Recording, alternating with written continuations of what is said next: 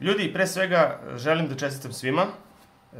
Uspeli smo, znači definitivno uspeli smo da uradimo ono što smo naumili, a to je da vratimo Guarana Mojito u prodaju. Evo ispred nas nalazi se. Upravo tako, evo i ovde zvanična potvrda da smo uspeli, da su se vratili nazad. Hashtag vratite Mojito. Hashtag vratite Mojito je na kraju bio ekstremno uspešan i ja želim da se zahvalim svima koji su koristili ovaj hashtag, koji su bili dosadni, koji su bili uporni i koji su zapravo želeli da se ovo energetsko piće vrati nazad na tržište. Realno ja ne znam, iskreno nisam očekivao da će se vrati.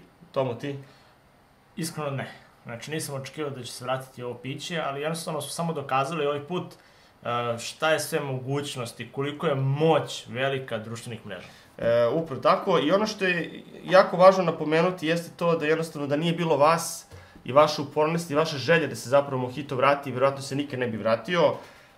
Inače, mi apsolutno nemamo nikakve veze ni sa Knjaz Milošem, ni sa bilo kim drugim, znači ovo smo apsolutno mi lično želeli da se vrati. Jer jednostavno volimo njega. Tako, zato što smo čuli da se Mojito više neće praviti, bili smo jako razočarani, pogotovo zato što po nama novi ukus guarane apsolutno nas je razočarao. Da, nema veze sa životom. Tako da smo želeli jednostavno makar ako ništa drugo da pokušamo da vratimo Mojito. Nismo imali nikakve očekivanja zato što znamo u suštini kako velike kompanije funkcionišu, da kada kažu da jednostavno više se nešto neće praviti, to se nikada neće praviti. Ali opet želeli smo da pokušamo. Znači, videli smo da ima nezadovoljstva među ljudima koji su takođe volili Mojito kao i nas dvojice, tako da želeli smo da pokušamo. Na kraju dana uspeli smo, ali ono kao sad šta dalje, kako mi treba da se nosimo sa ovim uspehom, ja lično ne znam. Tomo, ti što imaš da kažeš sa vezi ovog? Nema tu šta da se nosim, jednostavno smo dokazali da je jako, jako bitno slušati potrošača. Jer vi zarađujete novac od potrošača, mi smo tu bili samo da izglasamo nešto, da kažemo. Da, kad kažem vi zarađujete novac, misli na Knjaz. Da, znači, bukvalno, mi smo samo bili glas normalnih ljudi i eto, to je to, ništa više. Da, stvarno drago nam je da se ovo vratilo. Sad, neki ljudi su napisali u komentarima kao sad vratite Icebreaker, vratite onu crnu. Mislim da realno Icebreaker nama, mislim, nešto se nama nije svidio Icebreaker, nego fora je tome što sada kada je prošlo jednom, ne treba sad to po svaku cenu siliti to da svaki put nešto mora da prođe. Znači, Mojito je prošao, odnosno vratili su ga verovatno zbog određenih okolnosti koje su bile u tom trenutku. Ja želim da samo pohvalim marketing tim Knjaza Miloša, odnosno Guarane, koji je prepoznao priču i koji su izašli u susret da se Mojito vrati ponovo.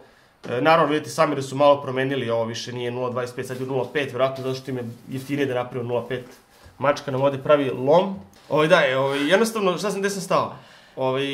Mislim, ljudi, generalno gledano, ovo je velika čast za nas. Sad ne želim ja da kažem da smo apsolutno mi zaslužni za to što se Mojito vratio. Naravno da nismo. Mi možda jesmo stavili taj hashtag, ali sve ostalo, sav ostali posao je bio na vama, na ljudima koji su se slagali sa našim mišljenjem, koji su takođe želeli da se Mojito vrati nazad, koji su vršili pritisak svakodnevno praktično na marketing tim Guarane da urade nešto po tom pitanju.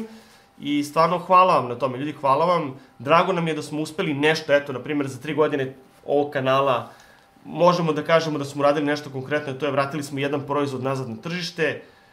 Ja bih čak rekao da smo možda malo bili zaslužni za onaj no sleep, ali ono za što smo sigurno zaslužni jeste vraćanje ovog Mojita. I to jednostavno, hvala vam, nema šta drugo da kažem, stvarno, to je to. Tomo, imaš ti nešto da dodaš? Ne, sve si rekao, to je to. Da. Neću više da smaramo, zaista, to je to. Neverovatna priča, drago nam je što smo bili deo te priče, a Knjaz i sve ostale kompanije koje će ovo gledati, vjerojatno će gledati, želim da im kažem jednu stvar, nemojte da podcenjujete svoje potrošače, nemojte da se vodite statistikama i analitikama i nemojte da se vodite isključivo profitom, zato što neki put treba se voditi malo i o tome šta se ljudima zapravo sviđa. Tako da, društvo, to je to, hvala što ste gledali i čestitam još jednom velikoj pobedi. Vidimo se, pozdrav!